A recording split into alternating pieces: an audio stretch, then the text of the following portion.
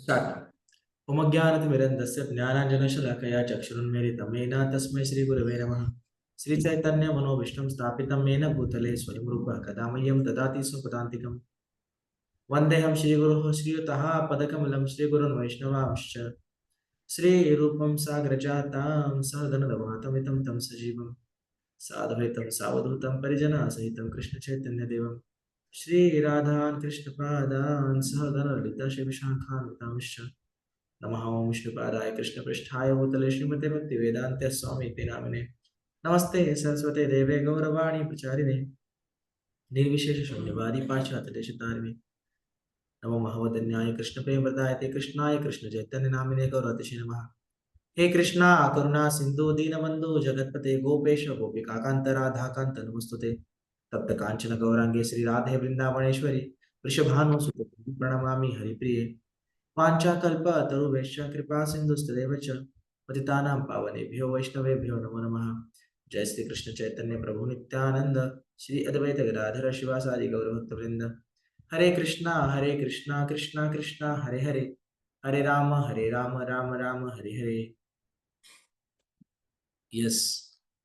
सो specifically आज का जो सेशन है हमारा वो सेशन थोड़ा सा सबके लिए स्पेशल रहेगा।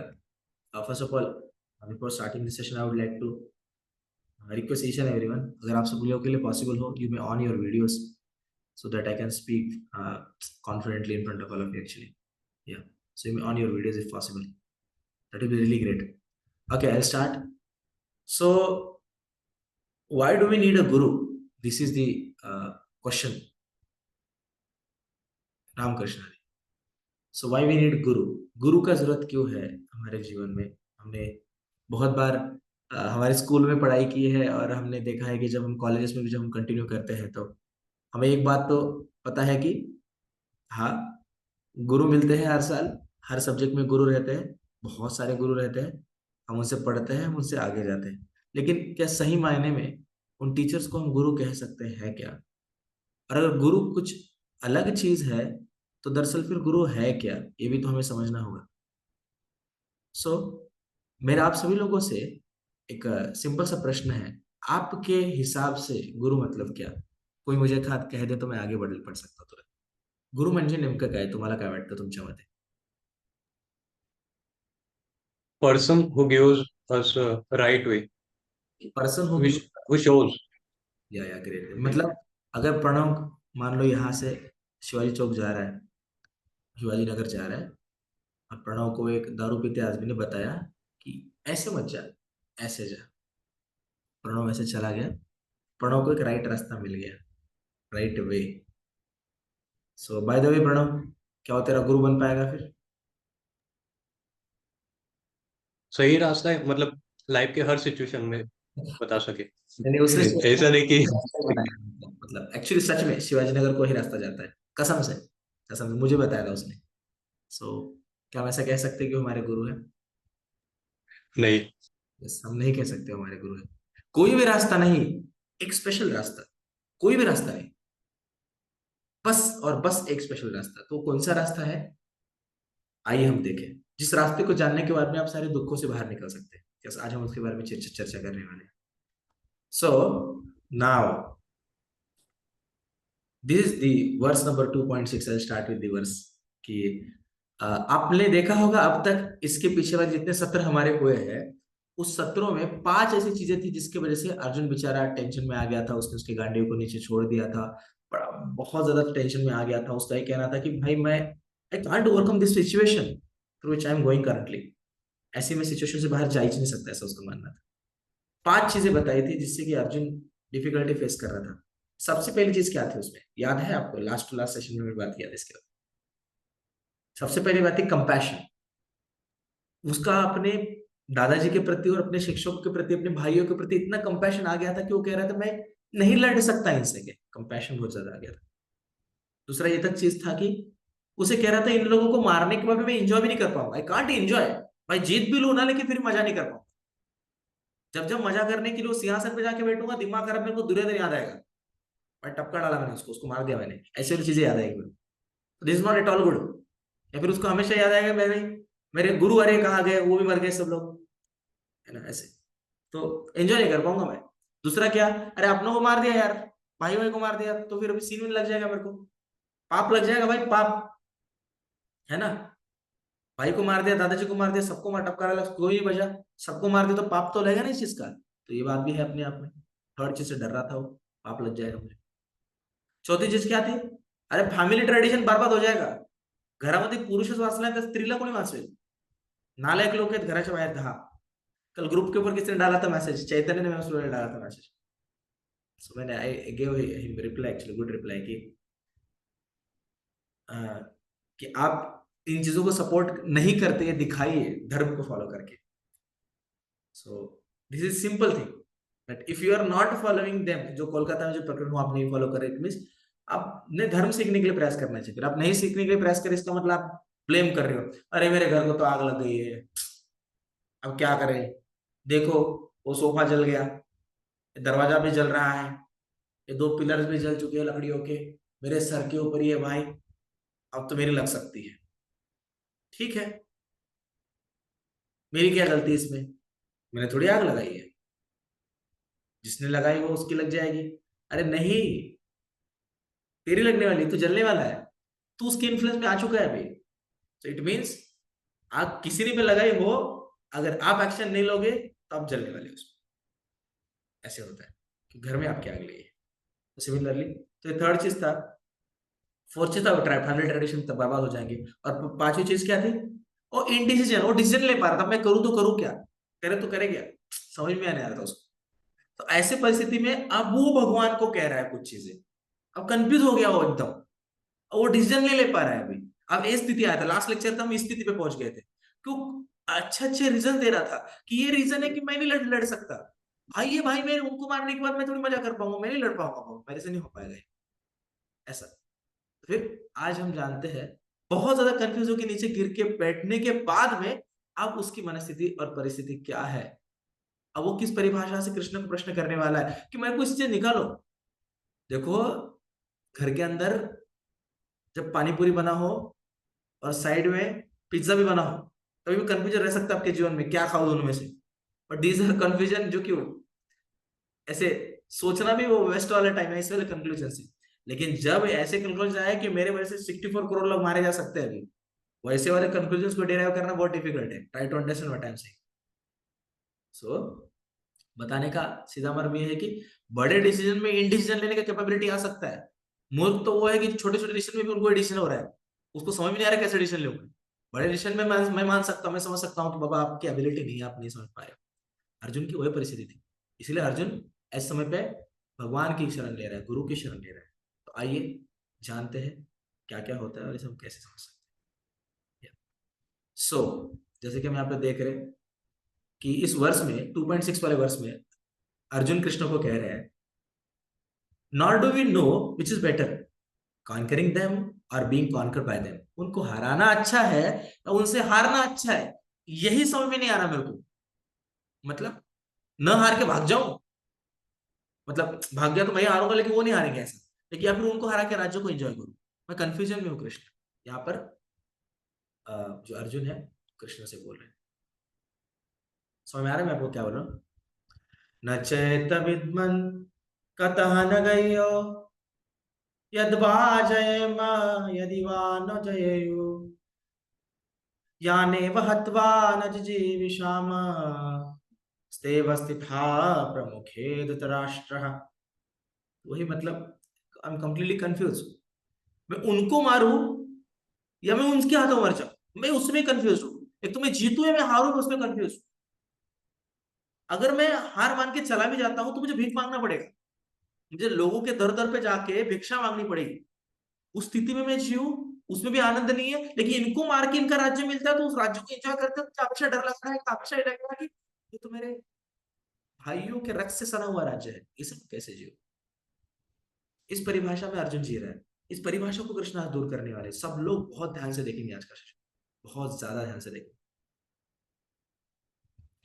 ये जो इनडिसीजन वाला जो फोर्थ फिफ्थ वाला पॉइंट था ना, फिफ्थ वाला जो डिसीजन नहीं ले पा रहा था मैं लड़ू क्या नहीं लड़ू, वो इनडिसीजन मतलब इतना बड़ा प्रॉब्लम है जिसमें कि पर्सन पूरा बैठ जाता है एक जगह, उसको समझ में नहीं आता मैं क्या करूं। अब वो सोच रहा है इफ ही फाइट्स अगर वो फाइट करेगा तो फिर still he will not able to enjoy. भाई मिल भी जाएगा राज्य लेकिन एंजॉय नहीं कर पाएगा। बोल रहे हैं ना भाई मैं जीत भी गया तो एंजॉय नहीं कर पाऊंगा। अगर मान लो नहीं जीतता है, in spite of some so much blood shed, मतलब बहुत ज्यादा लोगों को मार डालने के बाद भी अगर नहीं जीत पाया, इसका मतलब कुछ मिला ही नहीं, फिर तो मजा कर ही नहीं पाएगा। मार दिया फिर भी मजा नहीं कर पा रहा राज्य का, और नहीं जीत पाया तो राज्य बचा ही नहीं तो एंजॉय कैसे करेगा? दोनों चीजों में उसको टेंशन है। समझ में ही नहीं आ रहा उसको मैं लड़ू या नहीं लड़ू, इस दुविधा में अर्जुन भी कर। लेकिन अगर मान लो if it does not fight, अगर वो फाइट ही नहीं करता तो वो क्या करेगा? वो जाके बेगिंग करेगा, वो भिक्षा मांगते फिरेगा यहाँ वहां पे। लेकिन एज क्षत्रिय, क्षत्रिय का नेचर नहीं भिक्षा मांगना। अगर आपको लग रहा है क्षत्रिय जाएगा आगे जाके भिक्षा मांगेगा, वो जी ही नहीं पाएगा। ये बात आप समझ लीजिए पहले, नहीं जी पाएगा, वो जी ही नहीं सकता वो ऐसे। तो क्षत्रिय के नेचर भी नहीं रहता है वो, क्योंकि आपको पता गुण पर गुण कर्म च मेरी, गुण कर्म के हिसाब से वो डिफाइंड होगा वो कैसा है। क्षत्रिय उस गुणों के हिसाब से, अगर कर्मों के हिसाब से अगर वैसा है तो वो थोड़े हाथ में लोटा लेके मांग सकता है कुछ जाके, है ना, भिक्षा भिक्षा। तो फिर इसीलिए ये तो अनार्य वाला सिचुएशन हो गया कि तू आत्मा का महत्व नहीं जान रहा है, तू एक्चुअल साइंस को नहीं जान रहा है। लेकिन अर्जुना के अंदर एक अच्छी चीज क्या थी? अर्जुना के अंदर बहुत अच्छे क्वालिटीज थे, really humble by his heart actually, अगर आप देखेंगे तो उसने ऐसा बोला भी कि भाई इससे अच्छा तो मैं जाके जंगल के अंदर भिक्षा मांगू, बेगिंग करूं मैं, इन लोगों को छोड़ दो भाई, बुरे लोगों के चक्कर में को पड़ना है। इसका मतलब डिटैच है, ऐसा नहीं कि मेरे को चाहिए। Arjuna was, Duryodhan was completely against. Duryodhan पूरा एकदम अगेंस्ट था। कैसा अगेंस्ट था? वो ये सोच रहा था कि भाई कोई मरे कोई बचे, मेरे को राज्य चाहिए। एटलीस्ट ऐसा तो नहीं था वो, कुछ गुड क्वालिटीज तो थे उसमें, है ना। तो एक्चुअली इसकी ये गुड क्वालिटीज ही उसको लिबरेशन के लिए क्वालिफाई बना रहे हैं। कैसे? इस गुड क्वालिटी की वजह से वो एक जगह पर रोक के कृष्ण को प्रश्न कर रहा है। आप चेक कीजिएगा, जो दुर्योधन है उसके पूरे जीवन में प्रश्न नहीं कर पाया कभी अध्यात्म के बारे में। उसको चाहिए था बस राज्य भोगना था, फुर्सत ही नहीं था उसको कि उसमें गुड क्वालिटीज नहीं थे। आज अर्जुन इस कंक्लूजन पे आ रहा है और प्रश्न कर पा रहा है कि भाई एक्चुअल लिबरेशन कैसे मिल सकता है, क्या किया जाए, व्हाट इज द रियल धर्मा, ये पूछ रहा है आज अर्जुन। यस, थोड़ा सा आगे बढ़ेंगे हम। यस, तो इसीलिए वो कृष्ण को आगे जाके गुरु मानेगा और कृष्ण उसे अल्टीमेट नॉलेज देंगे। या so 2.7 Arjun said, now I am confused about my duty, I am your disciple, a soul surrendered unto you, please instruct me. तो 6 वाले अर्जुन वर्ष में अर्जुन बोल रहा है मैं कंप्लीटली कंफ्यूज, मेरे को समझ में आ रहा है मैंने झगड़ा करना चाहिए कि नहीं करना चाहिए, मैंने क्या करना चाहिए। अब 7th वाले वर्ष में इमीडिएटली अर्जुन आगे बोल रहा है, क्या बोल रहा है? भगवान आप ही मुझे राह दिखाओ, आप मुझे राह दिखाओगे तभी कुछ हो पाएगा। कार्पण्य दोषो पहता स्वभाव, उच्छामि त्वा धर्म सम्मूढ़ चेता, यश्रेयशानि चित्ता ब्रूहि तन्मे, शिष्यस्ते हम शादि मात्वा प्रपन्नम।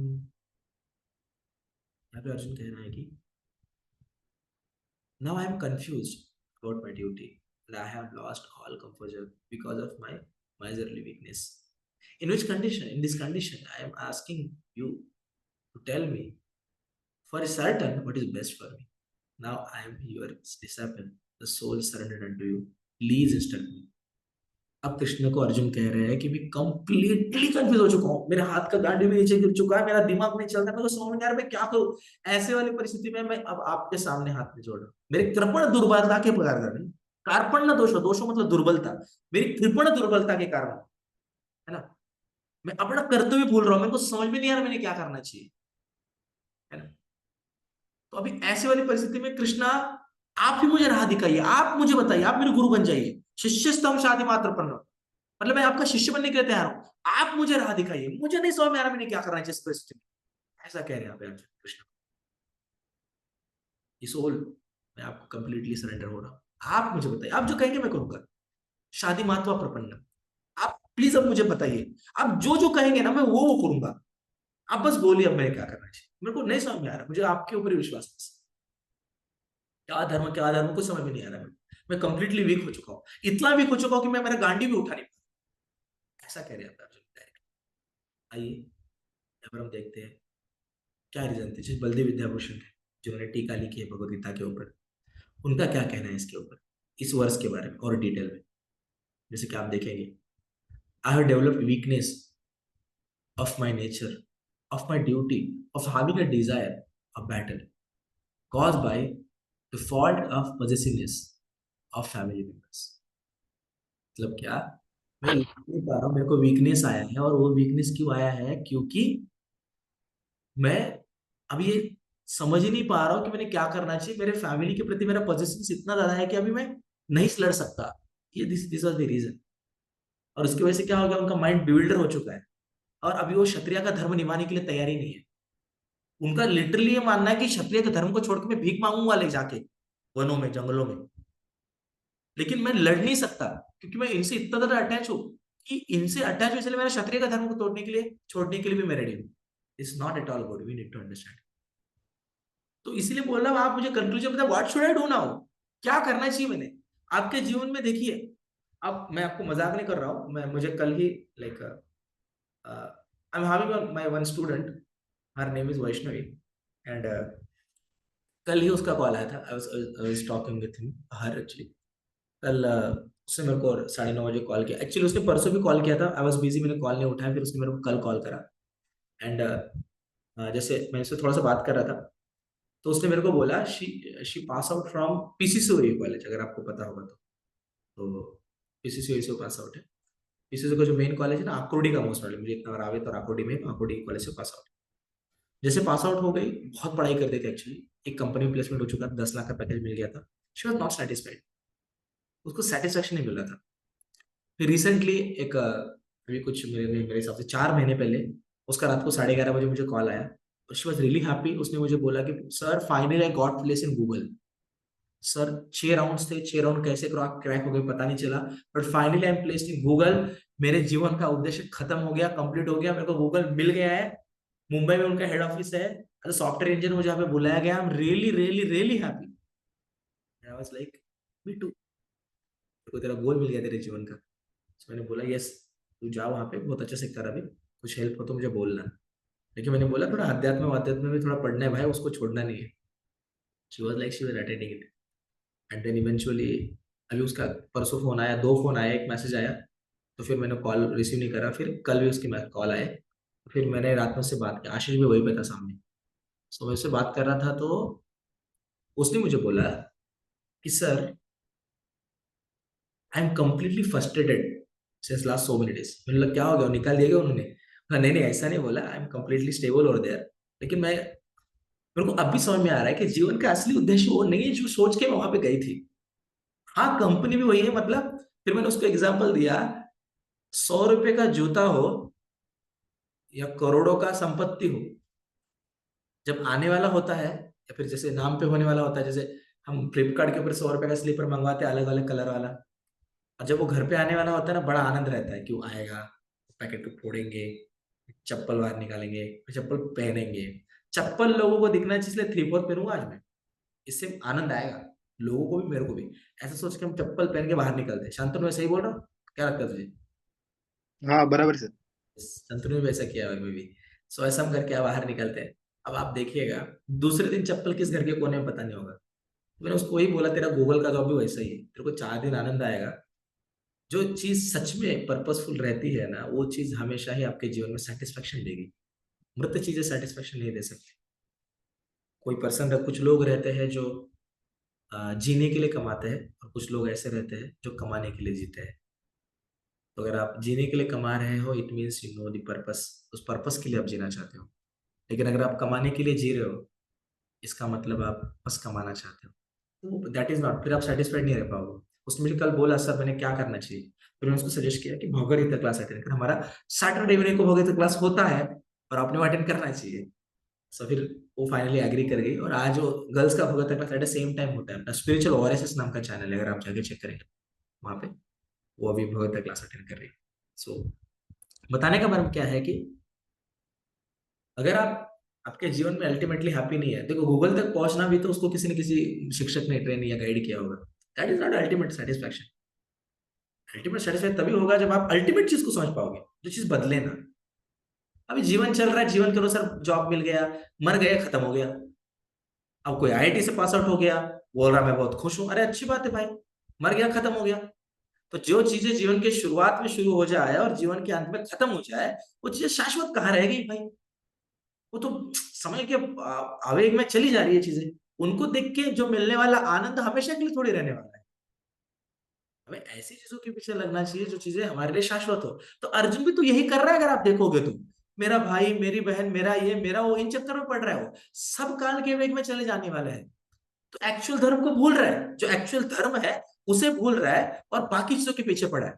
अर्जुन लिटरली क्या चाहता है पता है क्या? अर्जुन लिटरली ये चाहता है कि मेरे दादा, मेरे जो शिक्षक, मेरे भाइयों के सामने गुड़ी गुड़ी लाइफ जियो, आनंद से जिएंगे, सब मिलके जिएंगे, चिल जिएंगे, आराम से रहेंगे, राज्य भोगेंगे, प्रजा को भी सुखी रखेंगे, हम भी सुखी रहेंगे, वो भी मर जाएंगे, हम भी मर जाएंगे, दिमाग खराब सब मर जाएंगे। यही परिभाषा में तो अर्जुन चल रहा है। वो ये नहीं चाहता कि वो स्टेप उठाए, धर्म के प्रोटेक्शन को करे, जो धर्म शाश्वत है। अल्टीमेटली भगवान वास करते हैं धर्म में, उस चीज को नहीं फॉलो करना चाहता हूँ। इवन तो धर्म भगवान के वर्ड्स को फॉलो नहीं करना चाहता हूँ, अगर आप देखेंगे। चलिए थोड़ा सा आगे बढ़ते हैं। सो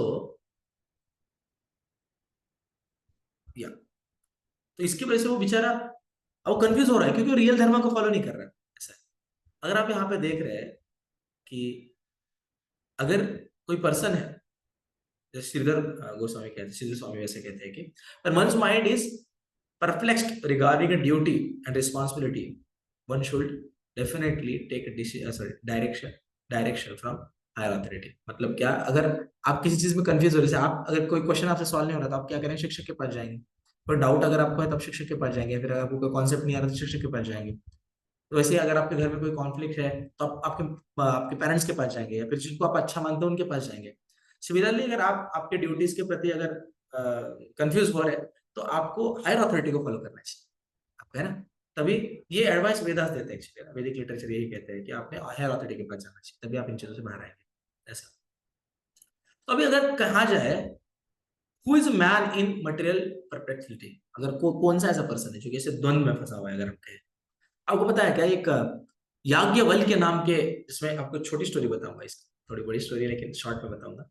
यहाँ पे आपने दिखा, यहाँ पे एक वर्ड आ रहा है गार्गी, दिख रहा है? गार्गी, गार्गी, ओ गार्गी, है ना? यहाँ पे अगर आपने देखा होगा तो, ओ Gargi, he who lives this world without knowing the ब्राह्मण is called कृपण, है ना? तो अभी ब्राह्मण मतलब एक ब्रह्म रहता है। मैं आपको बताता हूँ क्या है।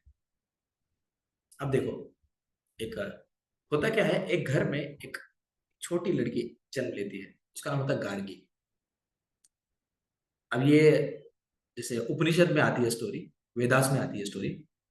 उस टाइम पे एक बहुत बड़े महान विख्यात व्यक्ति रहते हैं, याज्ञवल्क्य नाम रहता है।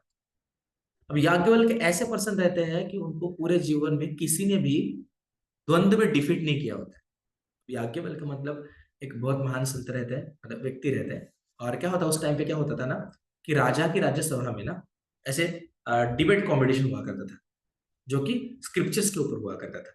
अब होता क्या है कि याज्ञवल्क्य वहां पे जाते हैं और सबको पता होता है कि याज्ञवल्क्य आगे मतलब कोई नहीं जीत पाएगा। और उस टाइम पे काउस ऐसे दान में दी जाती थी कि भाई आप अगर जीत गए तो आपको ये 10,000 काऊ दी जाएंगे, ऐसा। तो फिर होता क्या, बताया क्या, उस याज्ञवल्क्य उस सभा में जाते हैं, सब लोग जाते हैं और गार्गी घर में झगड़ा करके आती है। गार्गी के मदर फादर बोलते तेरे को, तेरा दिमाग खराब हो गया क्या? तेरी तू लड़की है, तेरा शादी करके तूने घर पे जाना चाहिए, ये क्या तू साधु महात्माओं के विचारों में फंसी रहती है हमेशा? क्योंकि गार्गी को बहुत अच्छे अच्छे क्वेश्चन, बहुत ऐसे मतलब दिमाग में क्वेश्चन, हम कौन है, हम आत्मा है क्या, हमारे जीवन का उद्देश्य क्या है, ऐसे बहुत सारे क्वेश्चन के दिमाग में रहते हैं। तो स्वाभाविक चुपचाप गार्गी चली जाती है। अब याज्ञवल्क्य क्या बैठे रहते हैं और फिर राजा वहां पर बोलते हैं जो भी इस कंपटीशन को जीतेगा, जो खुद को महान प्रूव करेगा, वो इस काउंस को ले जा सकता है। तो याज्ञवल्क्य उठ के बोलते हैं उसके शिष्यों को, शिष्यों चलो काउस उठाओ, चलो हम चलते हैं, ऐसे बोलते हैं। तो बाकी गुरु को, बाकी लोगों को ऐसा लगता है कि ये क्या हमसे बहुत महान है क्या? बाकी लोग ब्राह्मण ऐसा बोलते हैं, याज्ञवल्क्य आपको ऐसा क्यों लगता है कि आप ही हमसे महान?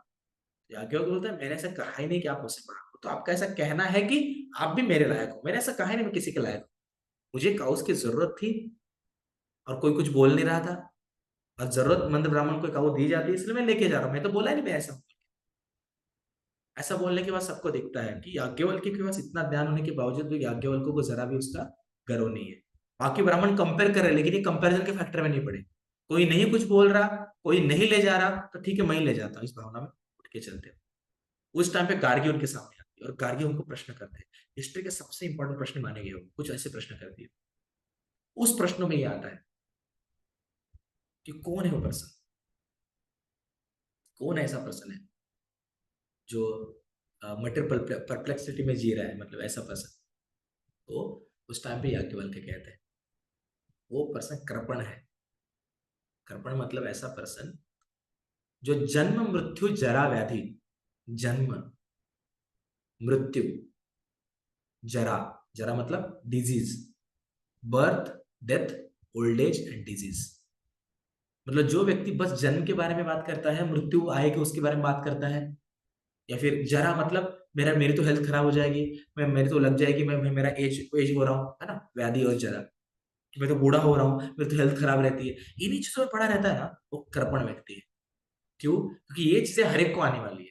आप में से कौन सा पर्सन है, बताइए, मुझे बताइए, कि जिसको कभी किसी चीज का तकलीफ ही नहीं हुआ, ऐसा कोई पर्सन है आप में से कि सर मेरे को ना कभी ना टेंशन ही नहीं हुआ, सर मेरे को सर्दी नहीं हुआ कभी, सर मतलब दिमाग खराब 10 आइसक्रीम खा ली सर मैंने, मेरे को सर्दी नहीं हुआ, सर वो बुखार उखार वो तो वैसे 2 कोस दूर रहते सर, ये जरा व्याधि अपने जीवन में प्रकार ही नहीं सर, और मृत्यु भी नहीं सर, बस जन्म ही मेरा बस। ऐसा है क्या आप में से कोई? शंतनु भाई है तो ऐसा? नहीं सर। हर एक पर्सन को ये प्रॉब्लम है एक्चुअली, अगर आप देखेंगे तो जो पर्सन इन्हीं चीजों में फंसा रहता है जो कि आने वाला है, वो कृपण है, ऐसा वो कहते हैं। आगे देखो ब्राह्मण को नहीं भी बताते, अभी हम उसको उसको पढ़ते हैं, आपको बहुत मजा आएगा एक्चुअली, बहुत खतरनाक है। सो यहाँ पे क्या, यहाँ पे अगर आप देखते हैं इस क्वेश्चन का आंसर दे रहा है, यहाँ पे बोला जा रहा है कि he is miserly man who does not solve the problems of life as a human and who just quit his world like a cats and dog without understanding the science of self-realization। जो उस भगवान को नहीं समझ पाया, जो बस इन्हीं जन्म मृत्यु जरावधि के चक्कर में पड़ा रहा ना, वो पर्सन कृपण है, वो उसको कुछ पता नहीं है, ऐसा है। समझ आ रहा है मैं आपको क्या बोल रहा हूँ? लेकिन जो एक्चुअल नॉलेज लेने के पीछे, सेल्फ रियलाइजेशन के नॉलेज के पीछे लगता है कि एक्चुअली हम कौन है, कि एक्चुअली में संसार ही सब कुछ है, कि ये जीवन ही सब कुछ है, क्या मृत्यु के बाद सच में सब कुछ खत्म हो जाता है? तो मुझे तो लगता है साइंटिस्ट लोग गधे ही है, ऐसा कभी लगता है। मृत्यु के बाद अगर सब कुछ खत्म हो जा रहा है तो इतना गधा मत करे क्यों ना, सब खत्म हो जाएगा, अपनी मेमोरी खत्म हो जाएगी, कुछ बचेगा ही नहीं है। तो अभी मरे क्या और बाद में मरे क्या, क्योंकि बाद में मरने के बाद में उतना दुख आने वाला है, अभी मरे फिर भी उतना दुख आने वाला है, तो इतना गधा मेहनत करके क्यों मरे, इतना गधा मेहनत करके क्यों? अब आप जी रहे हो, फिर जैसे मान लो अभी हमारा जो जीवन है ना, हमारे जो होप्स पे चलता रहता है कि बाबा, अभी शांतनु को लगता है कि ठीक है, मेरा अभी भले मेरे को 12th में कुछ मार्क्स आगे होंगे, लेकिन अब मैं नई शुरुआत करूंगा, अब मैं ना दिमाग खराब इंजीनियरिंग बहुत अच्छे मार्क्स निकालूंगा, तो मेरे पास बहुत पैसा आएगा, फिर मैं अच्छी प्लेसमेंट लूंगा, फिर 4 लोग मेरी इज्जत करेंगे, और फिर मेरे को कुछ लोग, मेरे को अच्छी वाइफ भी मिल सकती है, और फिर मेरा जीवन सुखी हो गया, दिमाग खराब, अच्छे बच्चे होंगे आगे जाके, उन बच्चों के भी अच्छे बच्चे होंगे आगे जाके, उनकी भी शादी कराऊंगा मैं, हाँ, और फिर उनके जो बच्चे होंगे उनके साथ मैं खेलूंगा, हाँ, और हाँ, अगर मेरे को घर में किसी ने उल्टा बोला ना तो उसका दांत तोड़ दूंगा मैं, दिमाग खराब, हाँ, इतना मेहनत मैंने करा है अभी से। हाँ, ऐसे ऐसे थॉट्स में हम रहते हैं, एक्चुअली ऐसे थॉट्स में हम रहते हैं, हमारे थॉट्स ही ऐसे हैं, मतलब हमारा जीवन जो है ना, अ, भविष्य के क्या बोलते हैं उसे, उन चीजों में फंसे रहते हैं हमारे विचार, कि एक दिन मेरे को आनंद मिलेगा, दिस इज नॉट रियलिटी, एक दिन ना तो टपकेगा भाई शांतनु, तू मरने वाला है भाई, तो कोई नहीं बचा सकता। इन सारी चीज, ये चीजें तो कर्तव्य में आने वाली, इनको करना ही चाहिए, ये तो एनिमल्स भी करते हैं, समझ आ रहा है?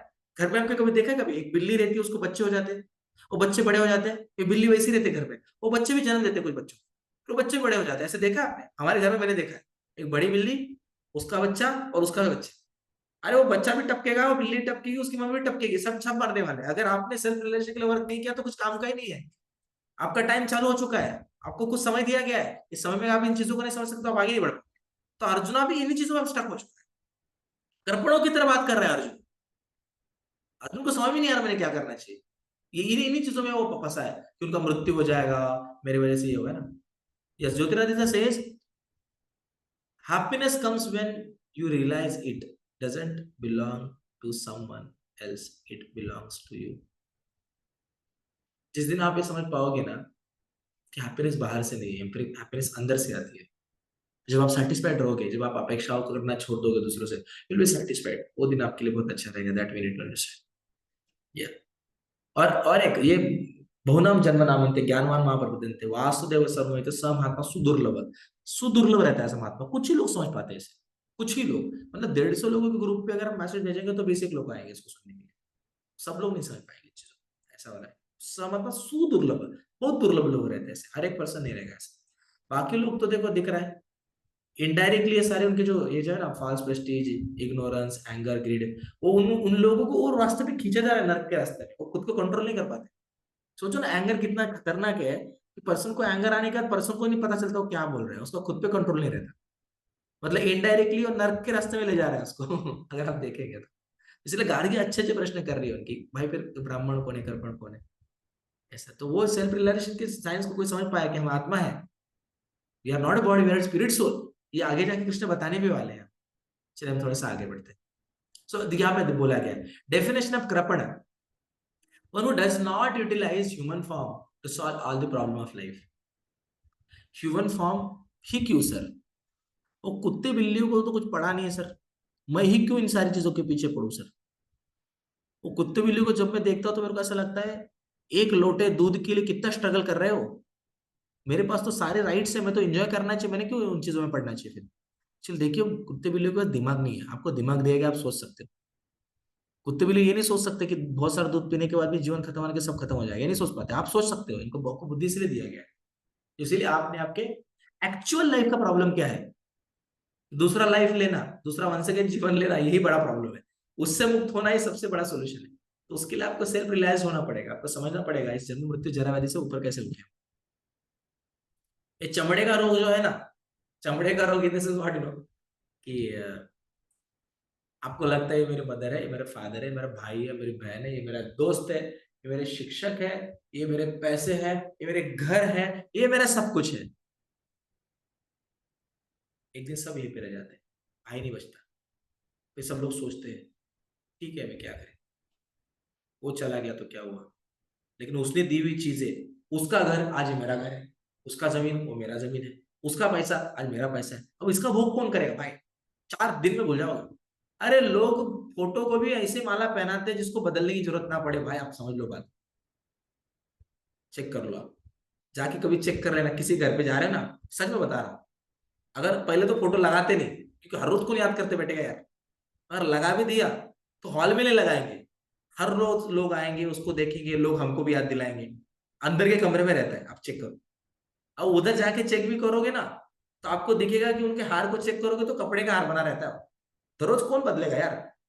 मतलब आप समझ सकते हो इन चीजों को कि what is your value actually, आप कितना कम कमाओ ज्यादा कमाओ, योर वैल्यू, आप समझ लो इस बात को, there is nothing more, we need to understand this self realization का साइंस हमें समझना पड़ेगा ऐसा।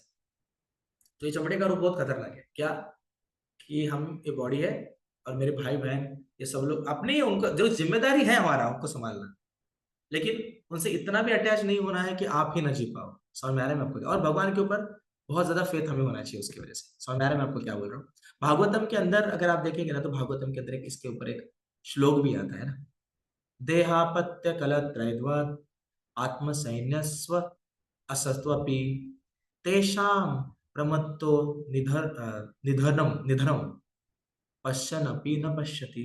इसका मतलब क्या है कि जब हम बच्चे थे तो हम जब मदर फादर दिखते नहीं थे तो हम रोते थे, वो हम समझ सकते हैं। लेकिन अगर ऐसा हो गया कि आप बड़े हो गए फिर भी अगर आपके आसपास के रिलेटिव सबको छोड़ के जा रहे हैं, मतलब अगर मृत्यु को प्राप्त हो रहे हैं उस समय भी अगर आप रो रहे हो ना, इसका मतलब आप एक ऐसे व्यक्ति है जो व्यक्ति कुछ चीजें समझ ही नहीं पाया, जीवन लेके फायदा नहीं उसका कुछ, उन्होंने कुछ इंक्वायरी नहीं किया कि हम कौन है, उनको एक्चुअल प्रॉब्लम लाइफ के समझे ही नहीं, ऐसे पर्सन हो आप, ऐसा भागवतम कहते हैं। मतलब बचपन में आप अज्ञात हो, आपको ज्ञान नहीं हो, चल जाएगा, मरते दम तक भी अगर आप लोग मर रहे तो आप रो रहे हो, और आप खुद रो रहे हो तो आप रोते रोते मर रहे हो कि मेरे को दर्द हो रहा है मैं मर रहा हूं, इट मीन्स आपने इस ह्यूमन फॉर्म का यूज नहीं किया, रियल यूज नहीं किया, ऐसा है। तो धर्म एक अलग चीज होती है, उसको हमें समझना चाहिए जैसा। चलिए थोड़ा सा आगे बढ़ते हैं। So every living being renders service to someone, कुछ ना कुछ के प्रति हम कहते हैं ना, जैसे आपको पता वेटर है, तो होटल में आने वाले लोगों को सर्व कर रहा है, टीचर है तो अपने बच्चों को सर्व कर रहा है, मदर है तो अपने बेटे को सर्व कर रही है, बेटा आगे जाके बड़ा होकर मदर को भी सर्व करता है, एक शेर है वो अपने बच्चों को संभाल रहा है, डॉक्टर है वो अपने बच्चों, सॉरी अपने बच्चों को ही बोल रहा हूँ, डॉक्टर जो रहता है वो पेशेंट्स को ये करता है। सो अब उसके वजह से आप देखेंगे तो अब कुछ कुछ लोग रहते हैं, है ना, there is one statement, good statement actually. If you are not following God, means you are following dog. मतलब जो भगवान के प्रति प्रेम उत्पन्न नहीं कर पाते, वो आगे जाके घरों में कुत्ते पाल लेते हैं। उनको लगता है कि एटलीस्ट उससे मुझे कुछ अफेक्शन आ जाएगा, लेकिन समझना पड़ेगा कुत्ता भी समय के अनुसार मरने वाला है। तो चमड़ी का रोग है, मुझे मुझे ऐसा लगता है, क्योंकि समय के अनुसार ये सारी चीजें नश्वर है, चली जाएंगी। और एक सबसे बड़ी बात पता है क्या है, कि जब ये चीज चली जाती है तो दुख भी देती है अलग से। आपके जीवन में आपका कितना भी अच्छा फैमिली रहे, आपको वही ज्यादा दुख, जितना ज्यादा प्रेम रहेगा फैमिली के प्रति उतना ज्यादा दुख मिलेगा।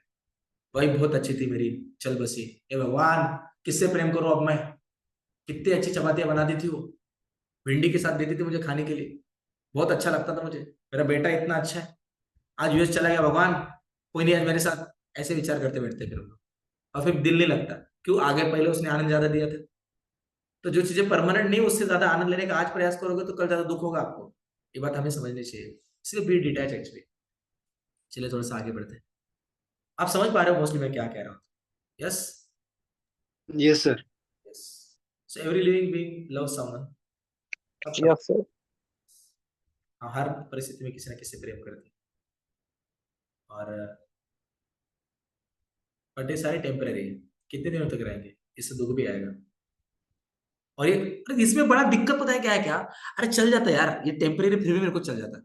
अगर मेरे को सच्ची में अगर एक ही मम्मी एक ही पापा एक ही भाई एक ही बहन रहते हैं ना, मेरे को चल जाता भाई। ये दिमाग खराब, हर जीवन के एंड में दिमाग खराब लोचा है, अलग कोई तो मिल जाता है। अब पिछले जन्म में मानो मेरा कुत्ता था, अब अगर कुत्ते वाली मम्मी को कैसे याद करूं यार मैं, अब इस लाइफ टाइम में यार एक ऐसी वाली ह्यूमन वाली मम्मी मिल गई यार, अब उसको भी याद कर रहा है भाई, समझ में नहीं आ रहा, बहुत कंफ्यूजन है भाई मेरे को, है ना। और छोटू सा कुत्ता ऐसा भी हो सकता है उसी गली में फिर से जा रहा हूँ, वो मेरा भाई कुत्ता वाला आके मेरे को काट ले फिर से, मैं बड़ा कंफ्यूजन उसको मारू या ना मारू। तो अगर हम ऐसे वाली चीजों फंसे रहे ना, confusion actually that I want to tell you. तो टेम्पररी रिलेशन के देखो, रिस्पेक्ट हर रिलेशन की करनी है, मैं ऐसा नहीं बोल रहा घर के जब मम्मी को आइए इकडे मत जला दो इकडे, है ना, तू हे ह्या जाळामध्ये फसणार नाही आजपासून, है ना, ऐसा अगर घर पे जाके हमने बोल दिया बस झालंय, सगळं मोमाया आहे, खरं खरं सांग मागच्या जन्मात तू माझी आई होतीस का, आई चप्पल काढायला लगेच, बड़ा इकडे बड़ा। तो ऐसे वाले बात नहीं करनी, हमको रिस्पेक्ट सबको देना है, ये नहीं कह रहे रिस्पेक्ट नहीं, लेकिन हमको साइंस समझ के चलना है, ये समझ के चलना है कि एक्चुअली क्या शास्त्र कहते हैं, अभ्यास कर, है ना, जा गुच्चू अभ्यास करतो, है ना, ऐसा वाला बात हो जाएगा। ठीक है, हम लोग थोड़ा आगे बढ़ते हैं। So what is the real धर्म एक्चुअली, धर्म ऑफ सोल। हाँ, उस माँ का भी हमें ख्याल रखना है जो हमारी माँ है, उसने हमें जन्म दिया है, जन्मदाता मदर है ना, सो उनका तो ख्याल रखना ही है, जननी है हमारी वो। लेकिन अगर सच में भगवान अगर कहते हैं कि यद्गत्वा न निवर्तन्ते तद्धाम परमम, ऐसा कहते हैं भगवान। एक्चुअली श्लोक इसका भी अगर आप देखते हैं ना तद भासते सूर्यो न शशांको न पावक यद्गत्वा न निवर्तन्ते तद्धाम परमम मम, ऐसा एक श्लोक है। भगवान कहते हैं कि मेरा धाम जो है ना, वहां पे मेरा धाम की सूरज या चांद से नहीं चमकता, ना ही इलेक्ट्रिसिटी का यूज होता वहां पे। भगवान बोलते हैं एक बार मेरे धाम में कोई आ गया ना, उसको फिर से मैं नीचे नहीं आने देता रिटर्न, ऐसा भगवान खुद कहते हैं। तो उस धाम में अगर आप शाश्वत रूप से भगवान के साथ खेल सकते हो, भगवान के साथ अपने प्रेम का आदान प्रदान कर सकते हो, तो फिर क्या दिक्कत है, फिर वो शाश्वत हो गया। इसीलिए भगवान के प्रति प्रेम रहना चाहिए हमारा, क्योंकि एक टाइम में त्या वैकुंठातच जायचं जिथे आपले संत तुकाराम महाराज गेले, सगळे मोठे मोठे संत गेले, तिथे गेल्यानंतर भगवंत सांगतात परत येऊ देत नाही इकडं।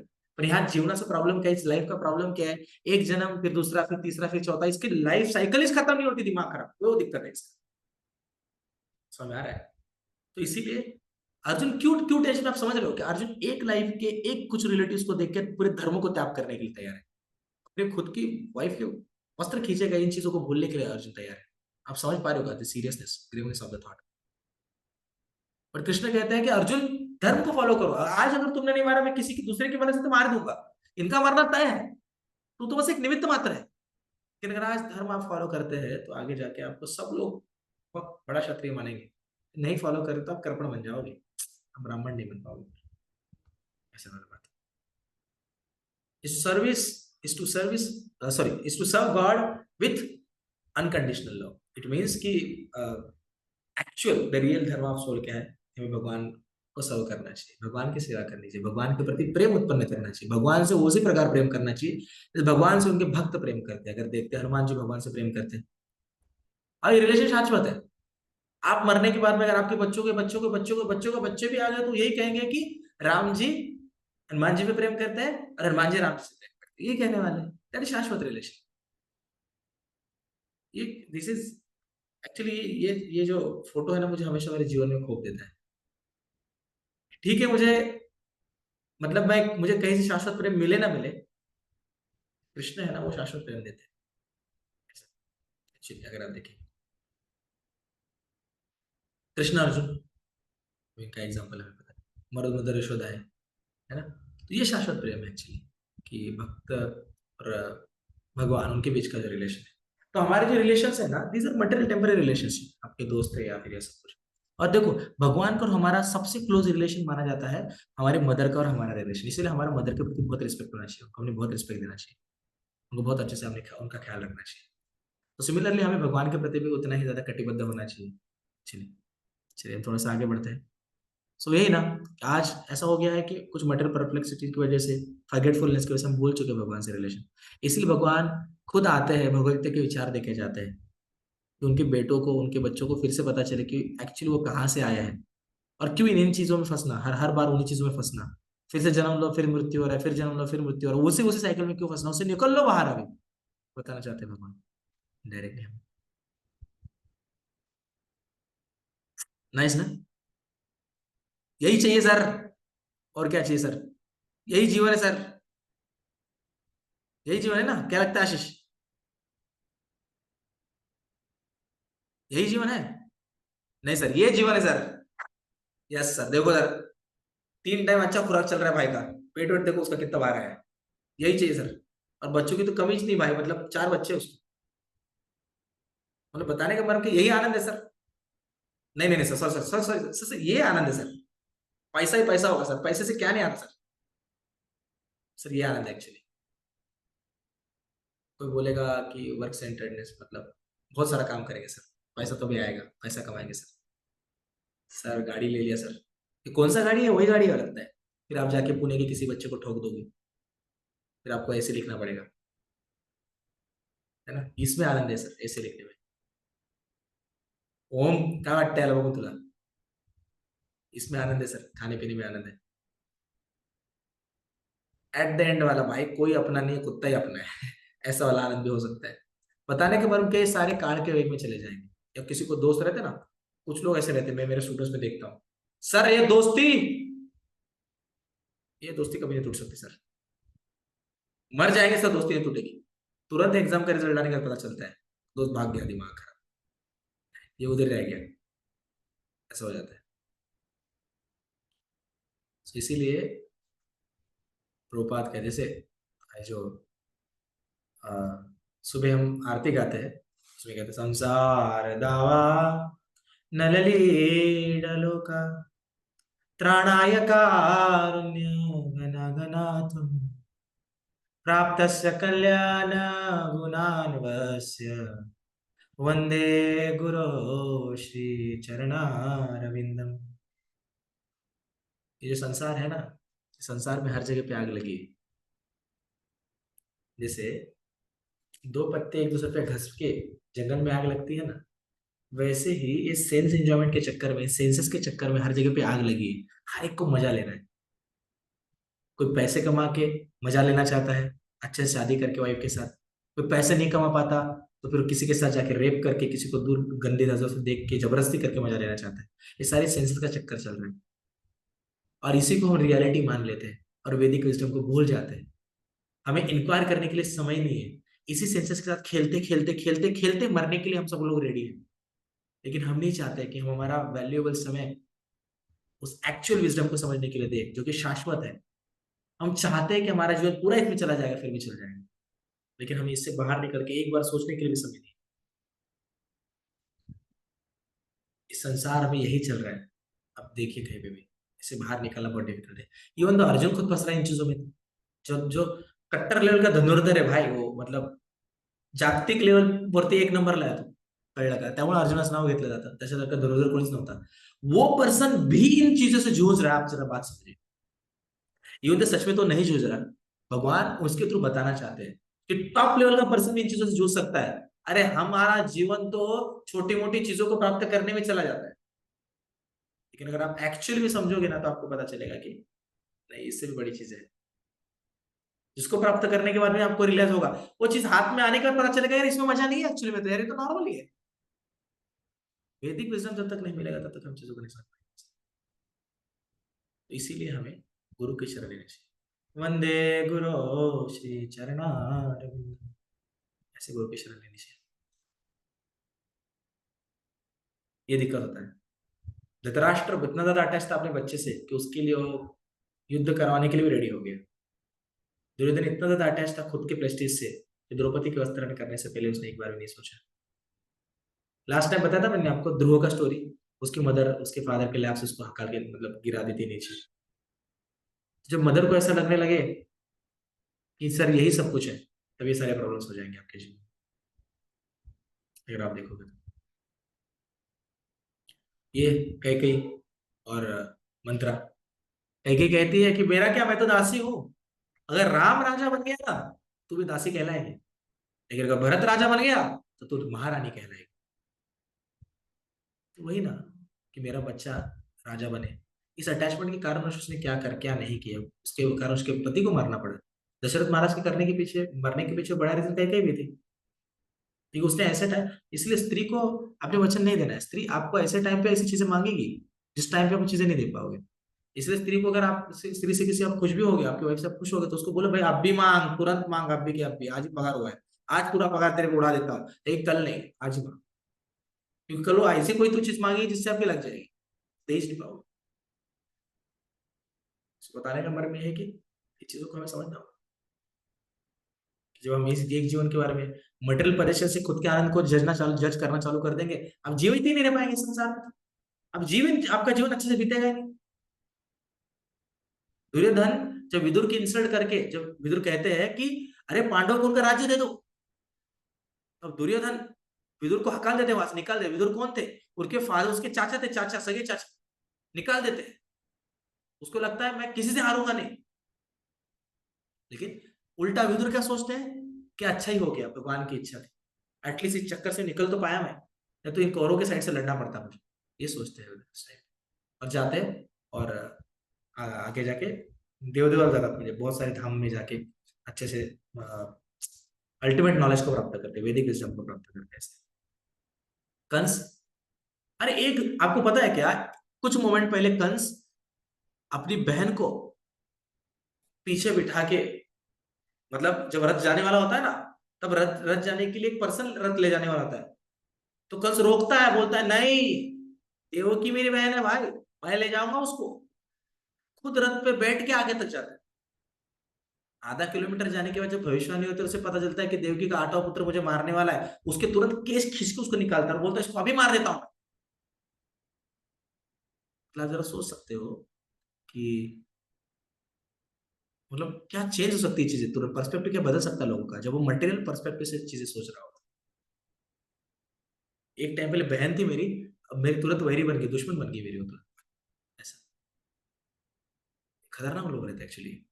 तो यही एक तो दिक्कत है, अगर आप मटेरियल पर्सपेक्टिव से चलोगे, इस बॉडी को सब कुछ मान ले, चमड़े का रोग बहुत खतरनाक रोग है, ये बता रहा हूं मैं आपको। इसे जब तक ये चमड़ा है, जब तक जल नहीं जाता, तब तक आपका अटैच रोग इन चीजों से, मरने तक ये रोग नहीं जाएगा एक्चुअली।